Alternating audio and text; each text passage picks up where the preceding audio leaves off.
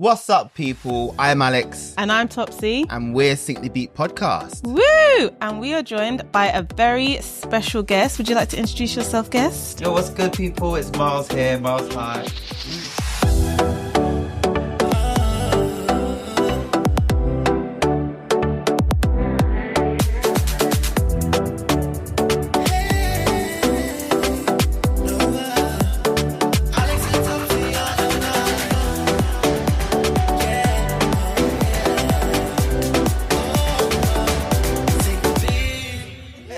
Thank you for joining us. Thanks for being here. Now, guys, we are in for a treat because Myles also has his own podcast. What's it called? Get the Belt. My podcast is called Get the Belt. What'd you talk about?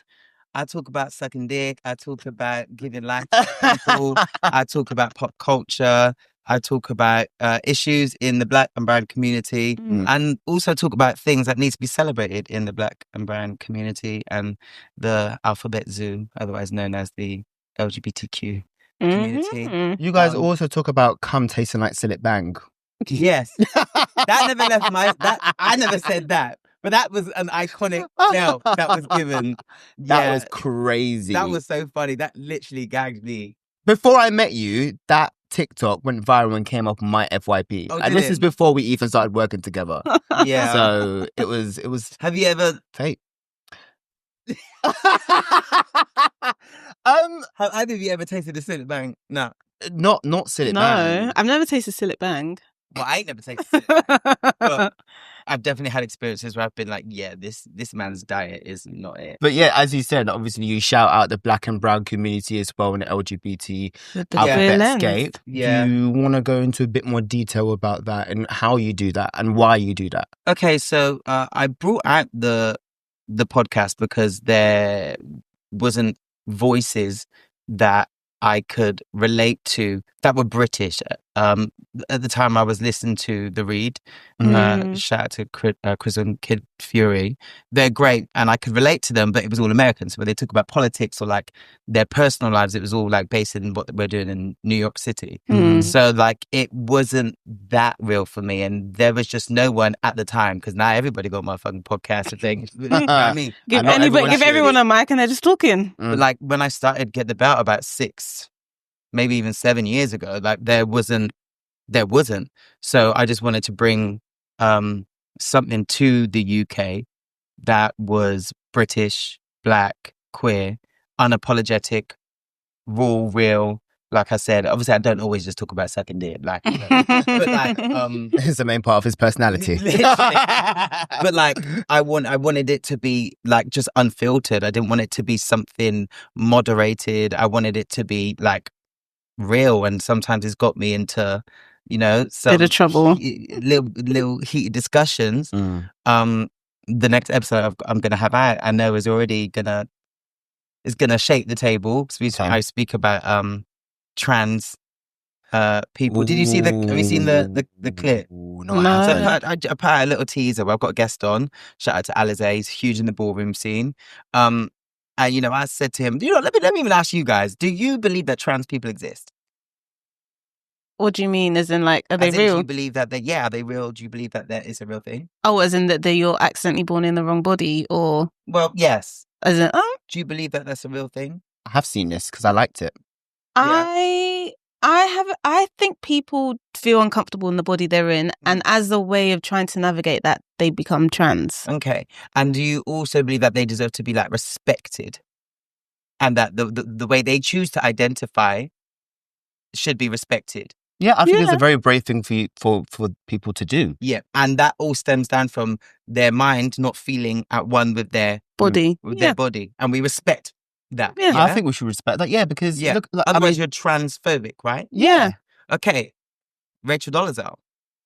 Okay, she right. The white woman. No, yeah, transracial. If that's how she wants to identify. Well, this is no, as in, I was like, no, she wants to identify as black. She's black. No, because some people want to identify as a dog. That's your business. Yeah, I mean that's crazy. But like at the end of the day, but by that logic of, you know, not feeling like a certain way in your body as opposed to how you feel on the inside, and that cohesion not being there, you not transform, but you transform. Well, you transform into what you want to be, and that whether that's male to female, or vice versa. And I believe that they all should be respected 100%. But in me, like riding for the transgender community like that, I then had to look back on when I cussed out Rachel Dolezal for being a white woman that was now transitioned into being black. Because it's not even like she was trying to do anything negative or like paint a negative so stereotype. I have to retract my statement because ideologically that doesn't make sense for me to agree with someone being born man and now they're woman. I'm like, yeah, that makes sense. But now all of a sudden I'm like, oh no,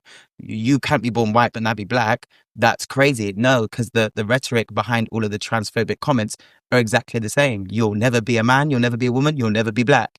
It's all the same. You didn't have that experience. I think it's a good thing though. Like, I think it's a good thing that was mad. But I think it's a good thing that you change your opinion. Yeah. I think everybody should be open in accepting that people can change their opinions based on their experiences and through what they go through, or meeting other people and actually hearing it firsthand or witnessing it firsthand. I don't think it's a bad thing. So well done to you for obviously taking a step up and obviously retracting your statement and even going through like growth. Because listen, we're all in an oppressed like community. Like pick a struggle. Do you know what I mean? So if you want to join us, Rachel Dolezal, and like help fight the cause, as long as you didn't hurt anybody, and she was fighting the cause. Like she was more activism, and she did a lot. And I just had to think like, it's the reason why I was saying fuck Rachel Dolezal, she's a white woman, like she crazy. Was that because of my blackness? In the same way, cis het women will be like, that's not a real woman because of their own femininity or their own gender. So that's maybe why they are like, no, I don't believe in that. But I don't think trans women have ever said, my experience is the same as a cis woman. I don't think that's what they're trying to say. I don't think so at all. No. If anything, they respect women more so. Yeah. In my opinion. But yeah, I'm out here writing for the... This is how you were the perfect host for this episode, because we wanted to talk about the queer experience in music. The alphabet zoo. In music. Well, we've got LGBTQIZ. Girl, no, where's the Z's? No, I said there was a Z. LGBTQ-DL. DL. Right, ain't it LGBTQIA? LGBTQIA-DL+. What's the DL?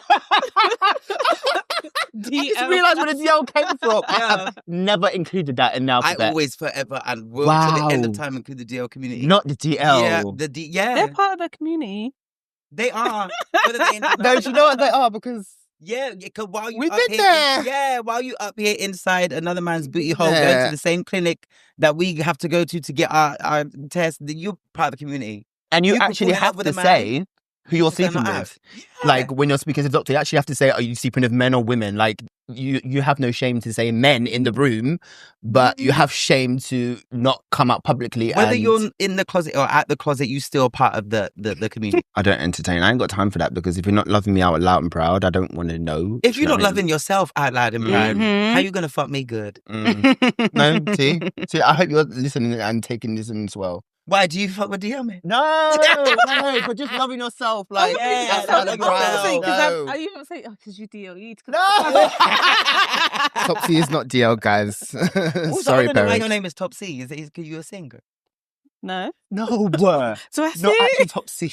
Top Sing. Top C. No, Top C. Like the no. As a height. No, but maybe it should be. Sing to be Top C. Top C. I thought, yeah, come on. No. Maybe.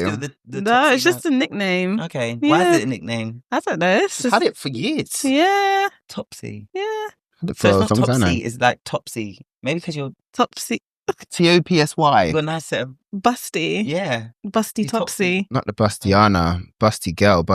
No, Topsy's just a nickname. I don't know why I have it. It's just is what it is. Yeah. Yeah. Oh, you got a lovely smile, Topsy.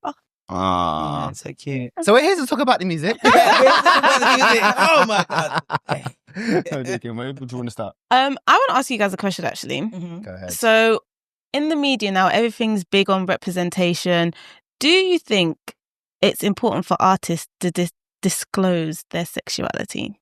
I think it's annoying that you have to come out and publicly say it, because the fans are like constantly bashing the artists to come out and say it. Like recently, there's a girl group called Cat's Eye that we spoke about, and two of the members are bisexual. One of them only came out about within the past couple of weeks on a live stream to their fans because the fans kept asking and they're craving. Well, the fans were asking, what's your Meghan, sexuality? yeah, like, what's your why sexuality? Specifically her? Because I think she's spoken about girls in the past. Oh, okay, fine. Obviously, Lara's bisexual, but now Meghan came out as bisexual, and like all the fans are like, yes, bi representation, bi queen. I find it irritating. I don't think anybody should disclose anything. Like you are who you are. You do what you do. But then, in the same vein, representation does matter because the fans also they want to see that. They want to feel heard. They want to feel seen, and they want to feel like they can relate to you as an artist. You know what I mean? I think representation is empowering. It can sometimes be very tokenistic, but genuine representation, I think, is definitely empowering. And obviously, I've always said that I'm black first. Like, I'm mixed race, but my color shows up before anything else when I enter the space. So, like, if we didn't know that Beyonce was a black woman, there would be a whole group of black boys, girls, non-binaries or whatever that wouldn't feel the same or be as empowered by her.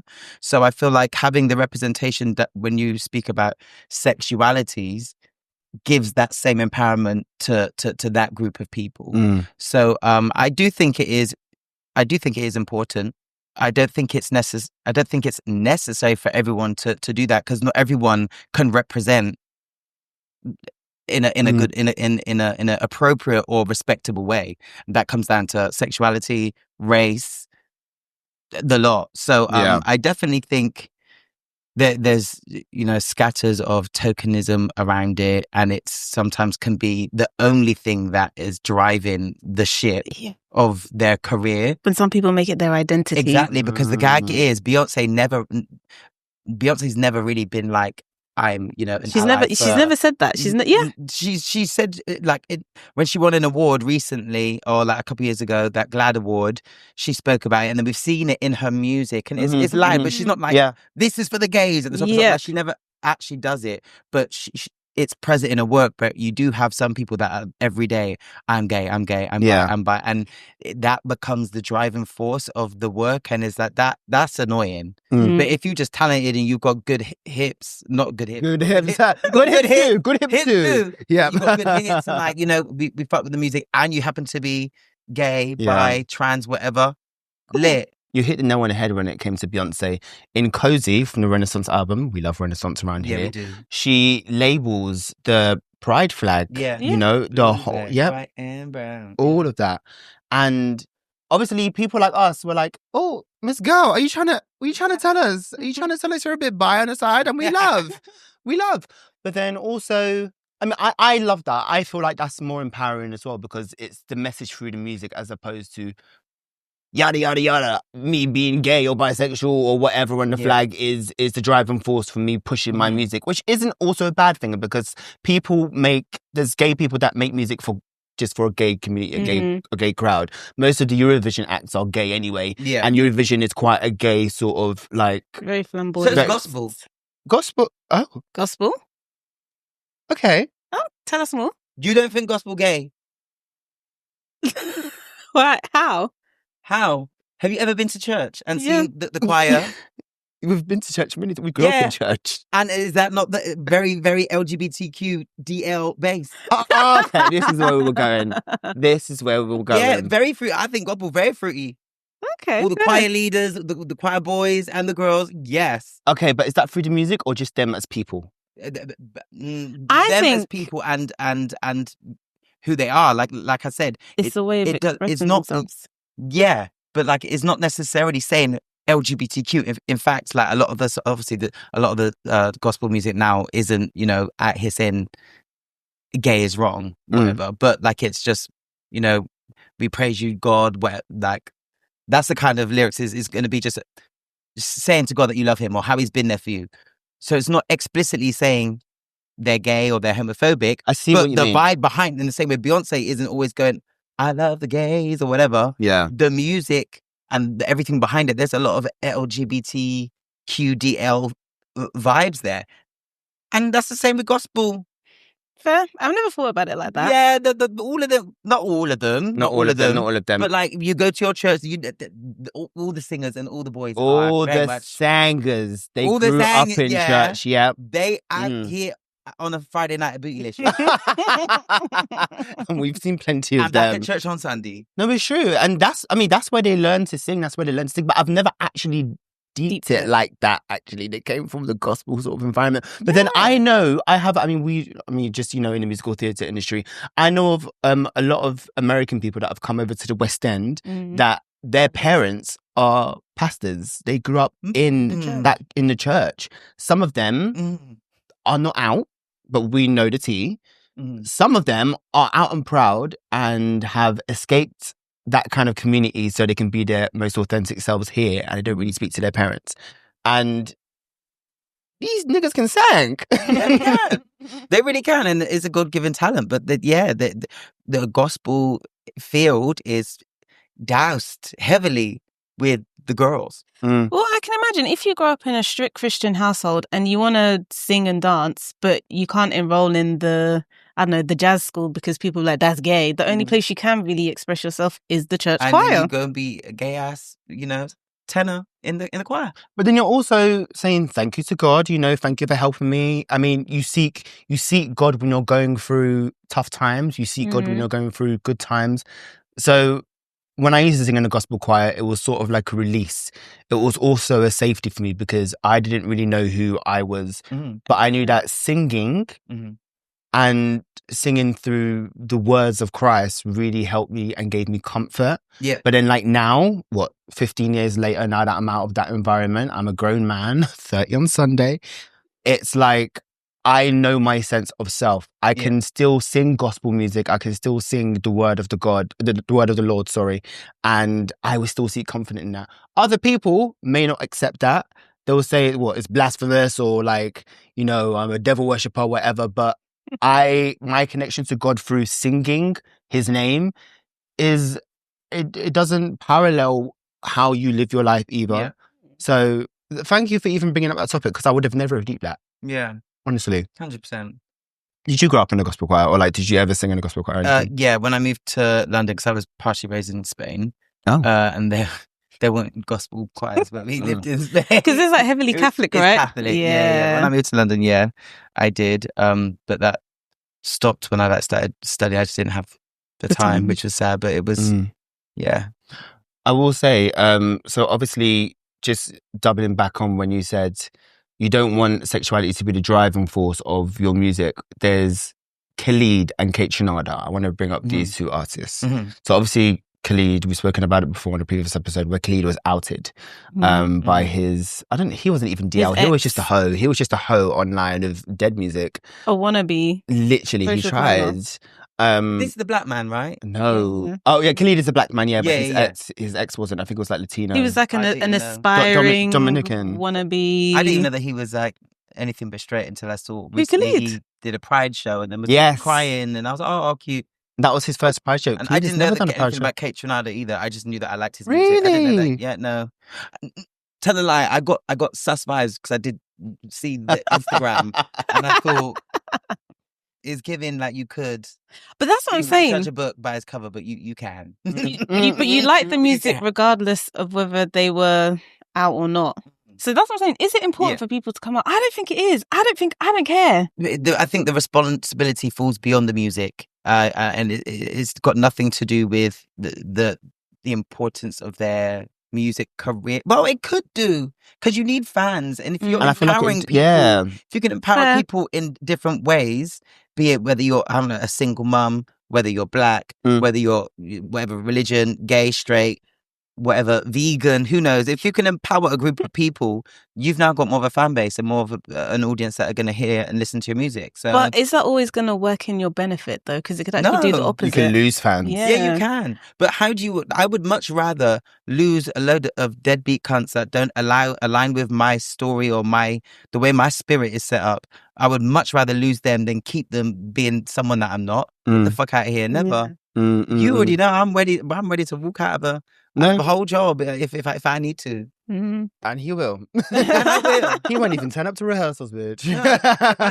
If something bigger that is more important needs to be taken care of, and I'd see in my future that certain things need to happen, and I speak to God as well. You know, I pray when I need to, and if I hear a voice tell me, no, you got to do this, I'm gonna fucking do it, and I did it, and I'm thriving.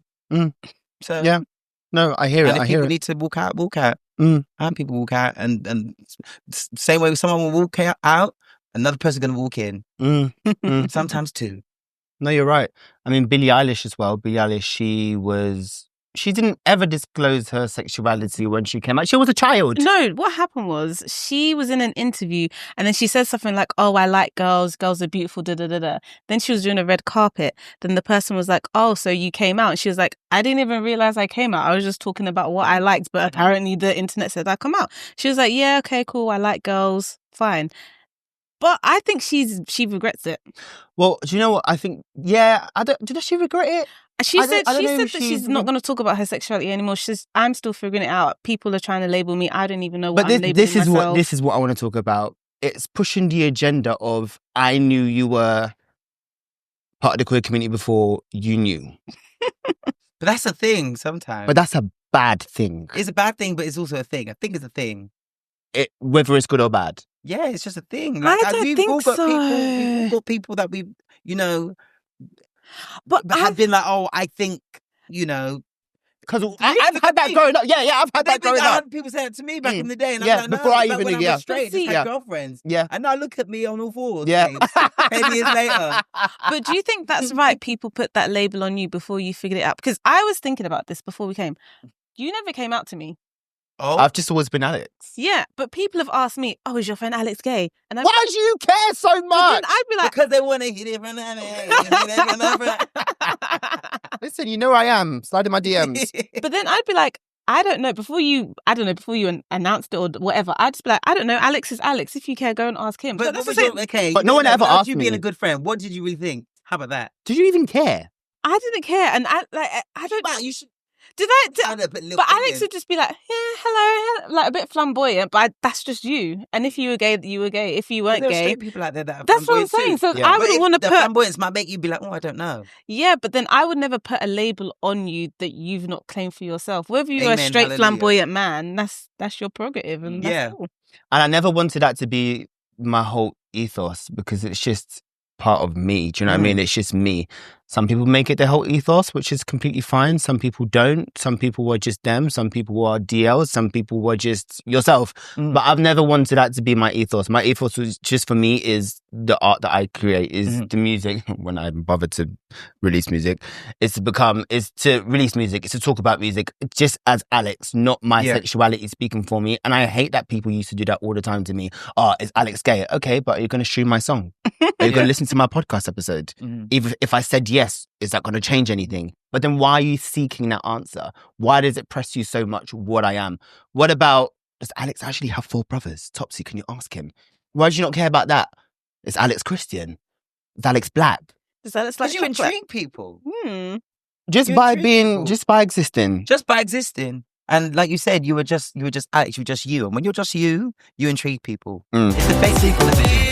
We live in an environment where fans expect now so much more than just a song from an artist. They expect so much more. We're not in the 1900s no more. I need to know what diet you're on. I need to know where did you go. Does she do keto? Yeah. What is your relationship status? You know, are you dating? What's your sexuality? Are you Christian? They want to know everything. We want to know so much. I'm not like the biggest like fan of many people other than Beyonce, and she's a bitch for this because she doesn't really give us anything. Nothing. But I think that's a good thing. But that is her also private life. thing. Her private life. It's for her. She doesn't have the access to be private. Exactly. Because also, once you've answered all the questions, then what? Like you said, like once I've said I'm gay, or once I've said I've got these amount of brothers, what next? And they want to know how many times. Like they've given it all so quickly, or they've told people. Now, how are you going to stay relevant, bitch? Because it's not the music. You mentioned the 1900s, Luther Vandross. Yeah. He was a gay man and nobody knew. I feel like... They knew. Yeah, I didn't know.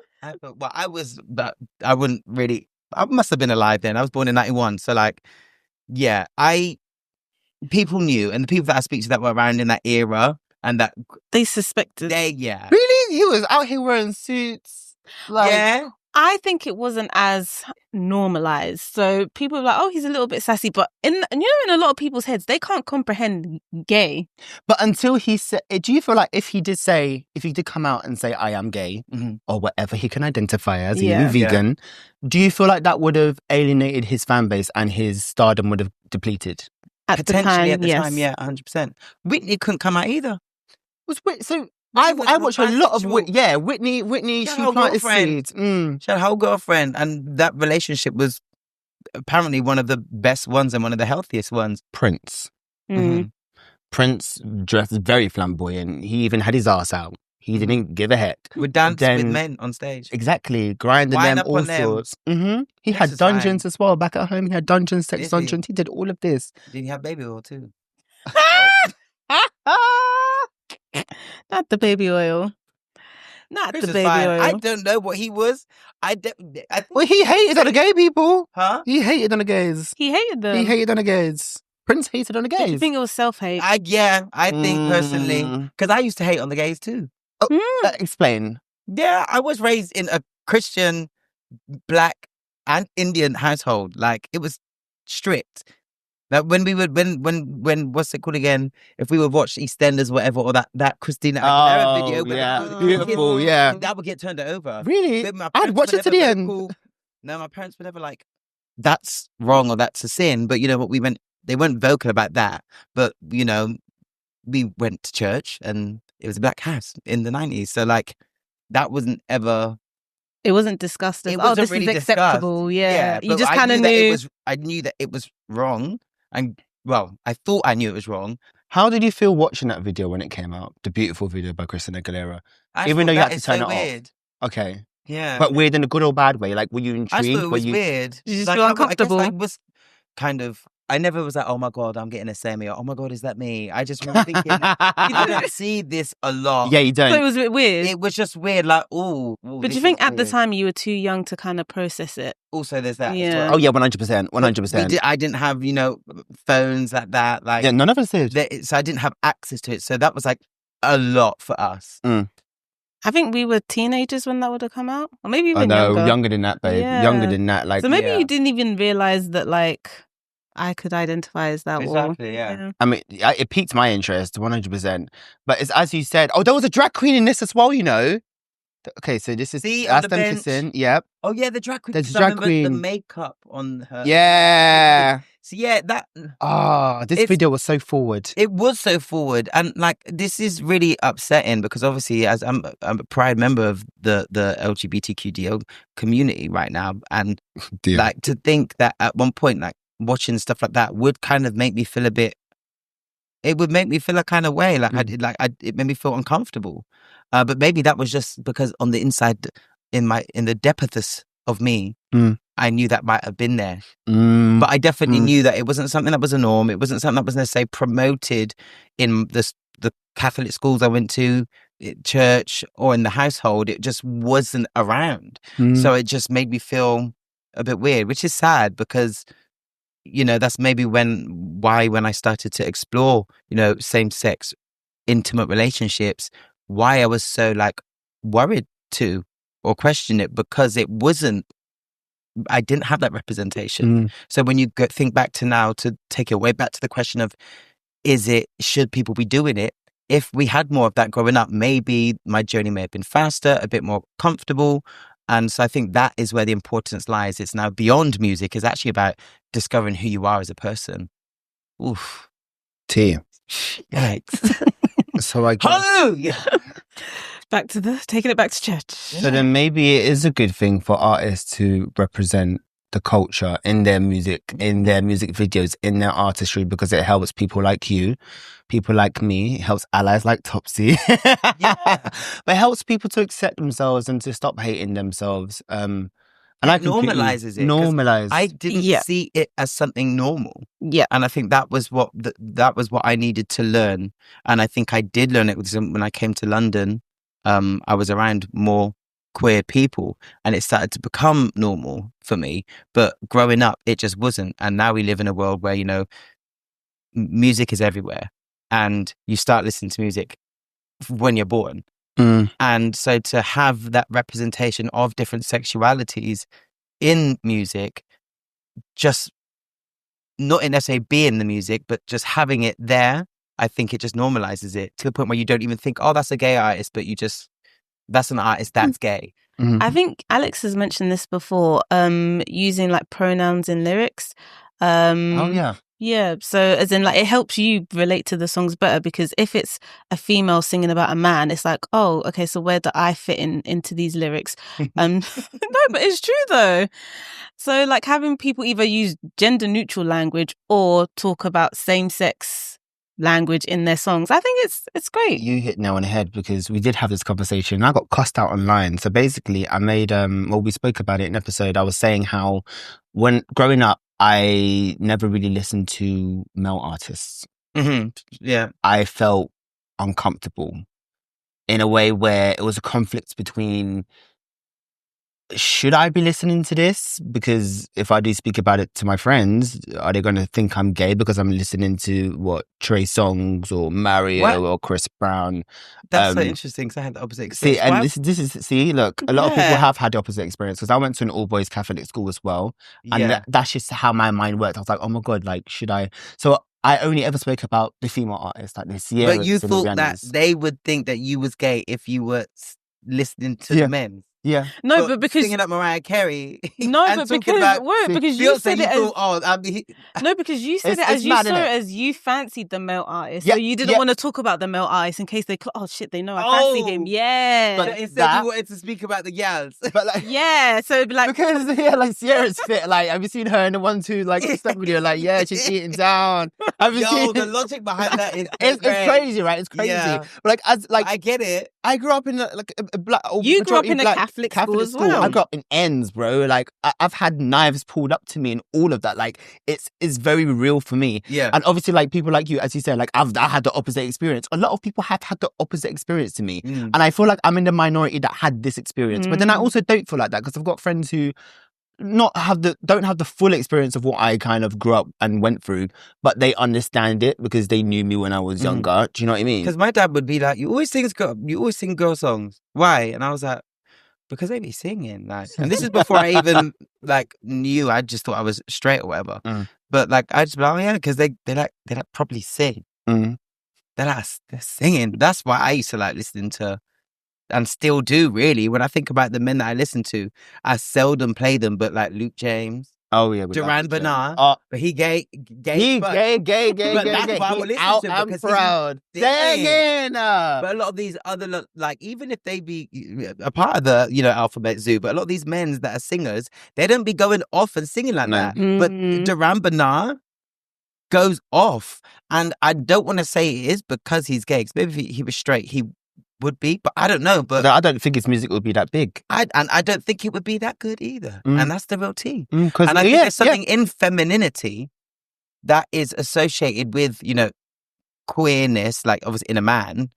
There is something about femininity that just is divine and beautiful. And I think when women sing, it's something different. And the creativity that, being feminine, the license, I think, for women to be free.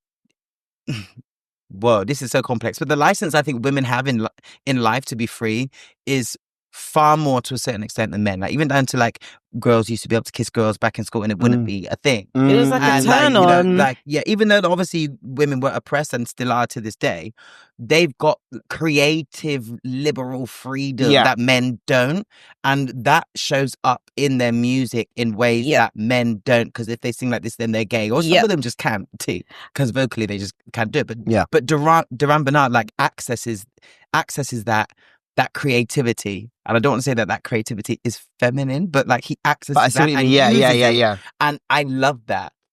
I was going to say, everybody has masculine and feminine energy, and we both should be able to lean into both sides of that. But you are right, it doesn't work as well for men Especially to lean black into. men. Yeah, because I was gonna say, like, somebody like Kehlani, she heavily sexualizes her identity, and it works for her. And it worked because she's a woman, and she can get away with it. She built that as well. Yeah. She didn't just come out of it like unnaturally. She just said, y'all were going to follow me on my journey. I'm going to get hella tattoos and I'm going to start talking about girls in my music. Yes, I have a child. Yeah. But also I love licking pussy. And she shows that. She's lipsing up K1 in the whole video. Like I love that. It was hot. I love that song. It was hot. I'm only just like really getting onto it properly now. It's really good. So yeah, black men specifically don't have that license to. And like, in terms of like censorship, I had recently Carter the Bandit, who's a UK rapper, black guy, gay. He came on my show, and you know he's like had to like filter out some of his lyrics, not make it so explicit.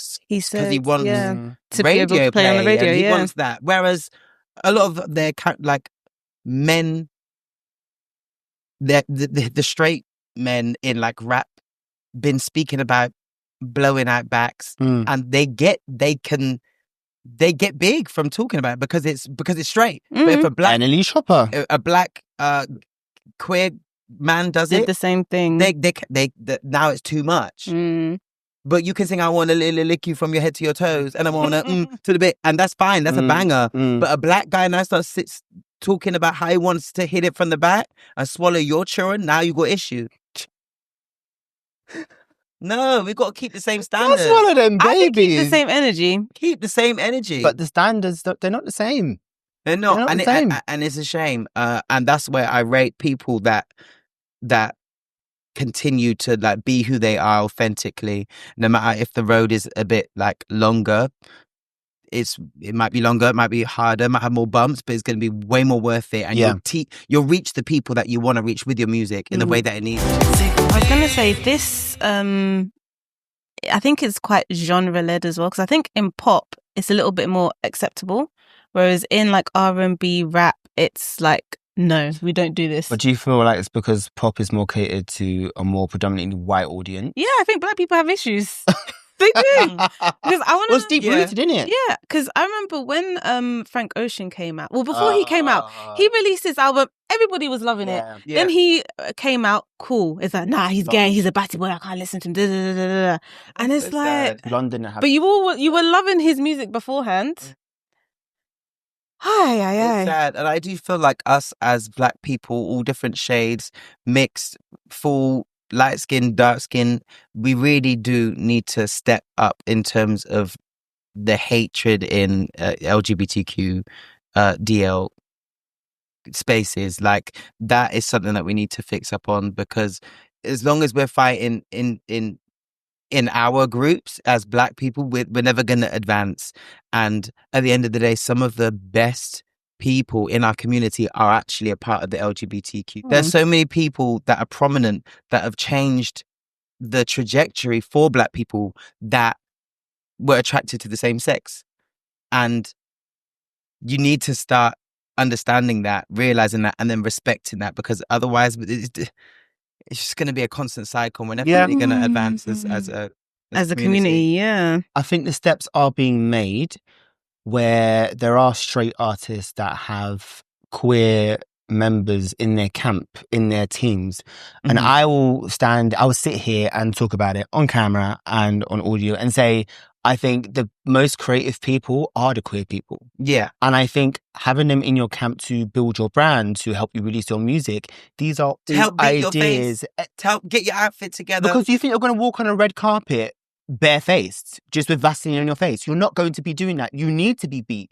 Because the flash, the camera, the post-edit, everything. You think all these man them on the red carpets they don't have a whole beat face. They have a whole beat face. You'll just never know, because that's how good these people are. And I think also within the music, in the artistry as well, these ideas aren't all from a straight lens. No. Yeah. Because we've seen it all before, and it's redundant. It's very stagnant. Again, your friend, we have Emanike, who is basically the genius behind Flow in terms of songwriting and production. Ryan Ashley as well. Ashley as well. Yeah. He follows us. Singer and songwriter who's been writing music for years and years and years. There's a lot of queer black men behind countless artists that are out there Mhm. that don't often get, the representation that they need. And I think one place in the music industry that needs to have more queer people in it is management and like heads of a lot of the labels. I think that's still quite very much straight white man led.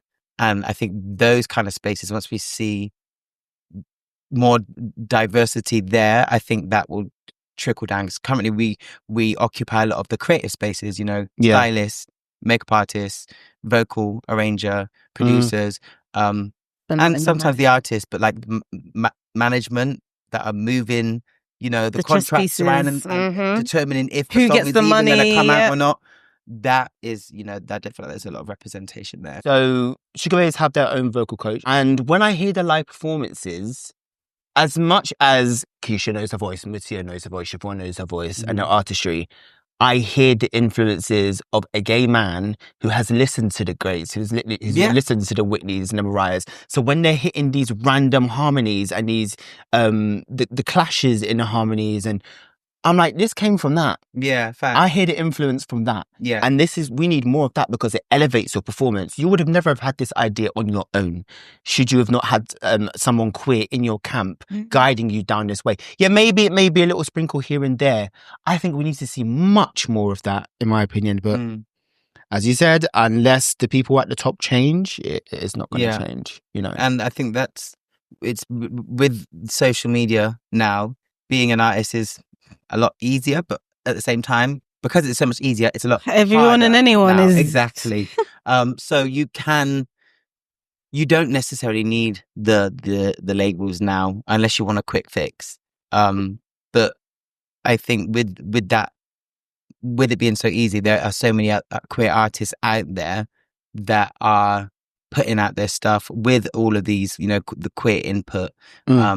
And that is a great thing. And I guess they can actually bypass the straight man label heads at the top and kind of get their stuff out and let the people them speak for themselves rather than the labels dictating what we should listen to. We just need to support them. People need to just start supporting it, sharing it. Like it doesn't cost a thing to like repost something on your Instagram story, or I don't know if you're still using Twitter or tweeting or TikToks, whatever. Like support is where it lies, because musicians aren't anything without their fans. Yeah. And so that's why that relationship, going back to us asking for things like if you're gay or straight or if you're this or that from an artist's point of view, the fans kind of do expect that, because ultimately they're out here buying your stuff, they're doing and the more you give them, the more they will give you. So it's a relationship, and it is given. About the music that we hear in safe spaces, our safe spaces, black and brown queer events that are predominantly in the UK. Yeah. Did you enjoy Black Pride last year? Because last year... Don't get me in the chicken grease. I already had problems with Black Pride. Oh my What? God. What do you mean? Yeah. Oh, was it your last episode? My last episode, I had to your make guest a call was to like, that baby girl. I had to make a call. You don't fuck with them no more. Yeah, I do. But yeah, I just had to... What? Yeah. Tell me, what's the tea? His last guest was a bit upset. He was like, you keep using my images for your promo videos, but yet you don't want to book me. I think he went on stage with somebody else. They've never called him to come back. Every time they say, yeah, just apply like everybody else. He's like, you're using my content. I support you, but I don't receive the same support. I love Black Pride. I fucks with everyone on the team. I love it. I always enjoy myself there. And everyone should go and support and get your life. However, Pride. So, You're trying to get me into trouble. However, wait, did you not enjoy it? So it was my first. No. I'm asking you, did you enjoy it? I had a great time. As an ally? Yeah, it was nice seeing loads of black people. And like, yeah. Was it ever in Brockwell Park? No, it was in Stratford. It was in Queen Elizabeth Park. The Olympic Stadium. It's not always been there, though, has it? No, it hasn't always been there. Because there was one year, I can't remember where I went. I think it might have been Brockwell Park, but I can't remember. It was in Hackney, may have been before. Somewhere Hackney. If it's still Hackney, Queen Elizabeth Park teeters on the lines of Stratford and Hackney. Maybe it was that, but I just remember there being a moment where I just saw a sea of black people. And there was some Caucasians there as well. Yeah, they love it. Yeah, but like spicy. Everyone was doing the candy dance, and it was like such a gorgeous thing to see. Mm-hmm. But love Black Pride. Where are you going with this, Alex? The music that we hear at Black Pride is music that's very inclusive. It's music that we big up. Mainly, it's like the more female artists and stuff. But do you feel like yes, there is representation on the stages. Yes, people do go on and sing. But how big of a representation is it? Do you feel like they need to do more in terms of pushing queer artists that are black and brown? Well, that was the problem your friend had. Oh, God. That's what he was saying. He was like, because they have big names, like big female artists, but they're not queer. Because people go there for the vibe. They had, what's her name? Oh, that Drea. Yeah, they have her, but okay, but they don't. Yeah, they do one little post and stuff, but they don't push it to the point where they drive in a crowd. Because every time I look when people are performing, the crowds are a bit dry. They're a bit empty. Everyone just be drunk. We didn't go for the music. We never went to the stage. We didn't go to the stage. You don't go for the music. Yeah, it's just to go and meet other people in your community. But it's not a music festival, though. That's the tea. It's Black Pride. Okay. Do you know what I mean? Yes. It's about, and they have speeches there. Mm-hmm. They showcase a lot of things. I think one of the times I went and someone was like doing spoken word. So it's not a music festival. It's a celebration and a stand and a protest in many different ways to the opposition of who we are as queer black people. Maybe that's why they don't push the artists that much, because that's not what it's there for. But the music is also such a big part in driving that narrative as well. It is. Who did they have that other year? They had Miss Banks. Is Miss Banks even queer? I think I don't know. I think she's an ally. But I've been on a live with her in the pandemic, and she was saying get someone to freestyle. And actually, funny enough, Carter the Bandit was in the live too. Mad. And a few people were saying, and I think they're cool. They are cool. We spoke about. I can't remember whether I spoke about this specific incident, but they're cool. But she kept saying, get someone to come on, like who wants to come on? And he was like, me. And I could see it. Everyone else could see it. She could see it, but she just wasn't selecting him. And I was like, this is icky vibes, babe. Yeah. Because a lot of your people and your fans are queer. And this guy, like, it's bait, girl. You ain't Beyonce. You ain't got 2 million people on this. But you can't see. There's only a couple hundred of us here. Everyone can see him. Why are you not choosing him? And in the end, I don't think she did. And, I did speak to him afterwards. And again, it comes down to, the bigger people, the labels, you can't do this and you can't do that. That's not for me. That's really, I don't fucks with that. But then she was still booked.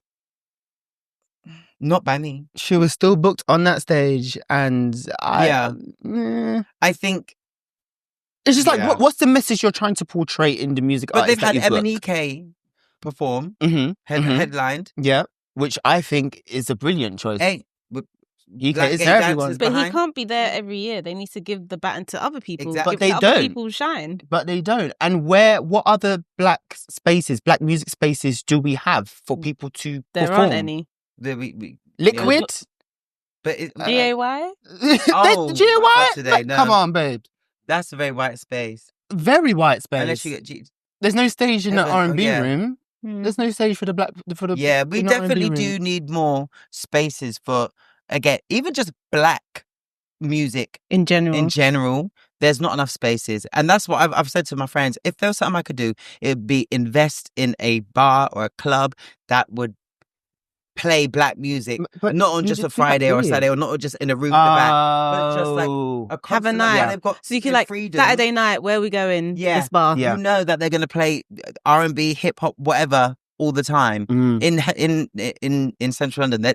I don't know of a place like that. I don't. Or it's like once a month or the last Saturday of or it travels to different locations. Or it goes, and I need our people to have not just a black space, but a safe space for all sexualities to be able to go and listen to black music, gay, straight, bi, pans, the lot, because we don't have that. I think, but this is the problem that we're having. Like when Ben was on the podcast, he was saying there isn't a place you can just wake up and go, oh, I want to listen to R&B, and this is the dedicated spot every time. It's a risk every night.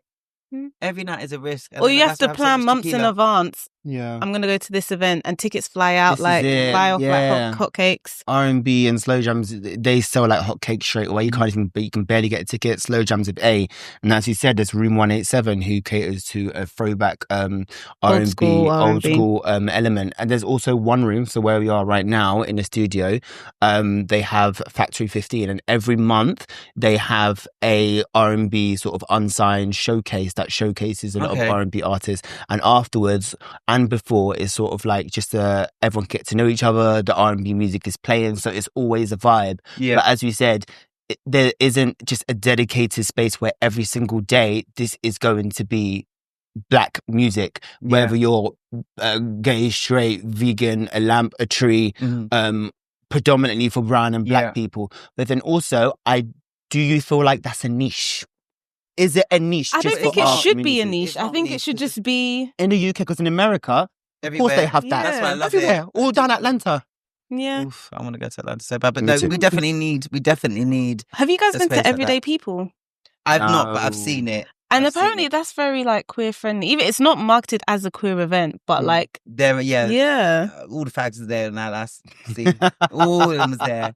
All the girls are there. I was working, but I want to go because it is very friendly. Yeah, looks it, man. And it's very black, very queer friendly. Yeah, we need more of that. More spaces that are queer friendly and just just black friendly, because we're queer and black. There's queer a part of it, like there just is. So it's actually not a separate. It's not a separate thing. But then you can be black, and then once they hear that you're queer, they say So then where do we fit? Now we come up with our own sort of black queer thing, because the blacks say no. But the thing is, though, your blackness will always be seen before your queerness. And I stand on that to the day I die, bitch. Queer's not written on anyone's forehead. So if we're going to war, let's say there's a racist war going on. All the black people at the front, you'll be there too. I'll be there too. Then they're like, you gay, bro? Yeah. And then they'll fight me. Yeah. So it's like, it's just black on black crime. But isn't that dumb? But look it's how dumb stupid. that is. That happens every day. You're now making your army become less. It just doesn't make sense. This is like 100 people versus a gorilla. My head hurts. Have you seen that meme? 100 people versus a gorilla. So who's gonna win? Who's gonna win? So now if people are like, oh yeah, I'm queer, you're gonna say, okay, no, bye, because you don't fuck with that. Your team is lessened. You're going to lose. You're going to die. And then, which is why I said, black people need to do better. And that's why I think, again, if one way that representation can be seen to help normalize different sexualities, I do think if done appropriately and done well, then artists, it is a good thing. You said that in Pride that it's not a lot of black people there. If you go to the Golden Circle stage this year, it's going to be hell black, and yours truly will be hosting the stage. Oh, I've never heard of this. Tell me more. I'm just going to be hosting. Is it a new stage or has it always been there? No, it's always been there, but this is the first time it's been fully programmed by a black man. Wow. Nathan Devontae. So, yeah. Oh, yeah.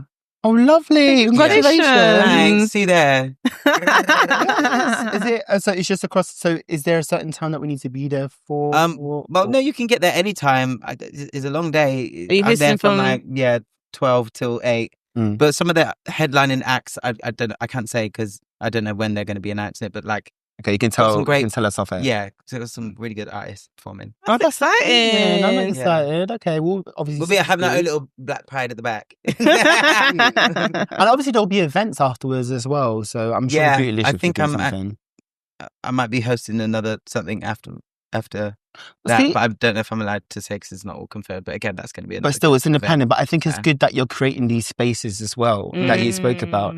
And I'm guessing, what would your music be like? Would there be people performing, or what's the genre? The event in the event afterwards, yeah. Black. Okay. Blackity black. Blackity black. Expect dancehall, Afrobeats. Oh, we love that. R&B. Yeah, black pop music. Thank you for including that. Yeah. Black pop, because people don't. Yeah. And it's frustrating. Yeah. I make house music, and if anything, I've got more love for the white community than I did the black. Yeah. But yeah, Pride's going to be a day. Okay, I'm very excited. booked and very blessed. Amen, amen, amen, amen. So, we have been talking all about the queer experience in music, and we have been joined by the lovely Myles Hart. Where can they find you on the socials? Instagram, Myles Hart. Yeah, just Instagram really, Myles Hart, that's it. Yeah. Okay, and where can they find your podcast? Oh, the podcast is everywhere. YouTube, Spotify, Apple Podcasts, and just look for Get the Belt. Perfect. Yeah. It's lovely. And you can find us at Sync the Beat Pod everywhere. And you can find me at Aratopsy everywhere. And at Alex Okawa. You can also find Sync the Beat, as Topsy said, on all streaming, Spotify, Apple Podcasts, Amazon Music, because I'll forget about Amazon Music, and YouTube. Watch our videos on YouTube for the full experience. Thank you, Myles, for joining us. It's been lovely. Pleasure. I really enjoyed the conversation. I was a little bit worried at the start because I was like, why? Because you guys got facts and like speak about, data and things. Data? Listen, I thought, shit, bitch, am I going to have a conversation with ChatGPT before I go? What? I've always just been myself, and it got us through, girl, didn't it? Well, it got us through. What we're here for. Like, obviously, we do like spit little facts here and there, but the majority of the conversation is the opinion. Dropping gems and facts on this podcast. Yeah, it's a conversation. We know what we're talking about, guys. We're not just here chatting with you. But anyway, thank you guys so much for joining us. I've been Alex. And I'm Topsy. And I'm Myles. Woo!